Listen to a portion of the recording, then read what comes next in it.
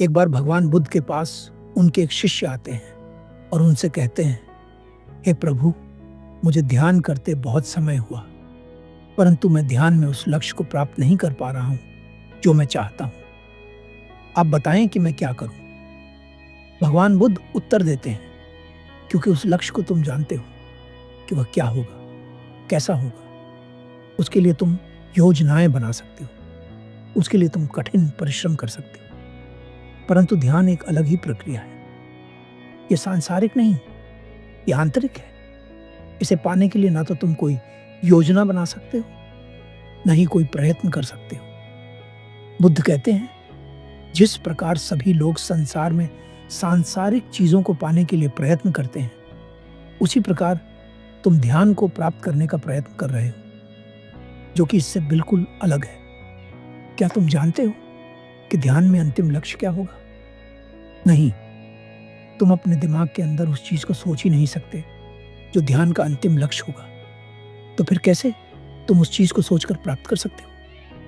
ये बिल्कुल असंभव है, ये नामुमकिन है। तुम इसे नहीं कर सकते। तुम्हारे अंदर तनिक भी लालसा नहीं होनी चाहिए किसी भी चीज को लेकर, चाहे वह अंतिम सत्य ही क्यों ना हो।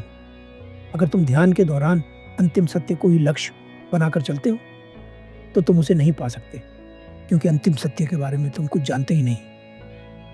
ध्यान की उस अंतिम अवस्था के बारे में भी नहीं सोचना है। तुम्हें सिर्फ पूरी तरह से अपने आप को समर्पित कर देना है, पूरी तरह से अपने आप को छोड़ देना है।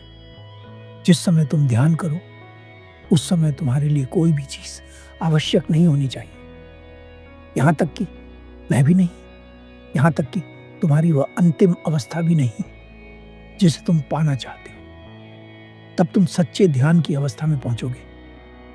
अपने शिष्य को ध्यान के बारे में जानकारी देते हुए बुद्ध ने कहा, मैं यही तुमसे कहना चाहता हूं कि जिस समय तुम ध्यान करो उस समय तुम्हारे दिमाग में यह भी नहीं होना चाहिए कि तुम्हें ध्यान में कुछ पाना है, या तुम्हें आत्मज्ञान प्राप्त करना है, या तुम्हें अपनी समझ बढ़ानी है। यह भी नहीं होना चाहिए कि मेरी स्थिति सही है या गलत। बिल्कुल रिलैक्स।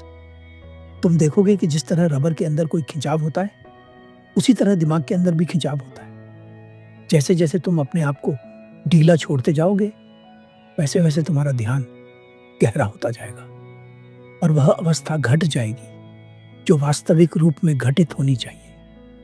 आशा करता हूं कि यह वीडियो तुम्हारे लिए उपयोगी साबित होगी। धन्यवाद।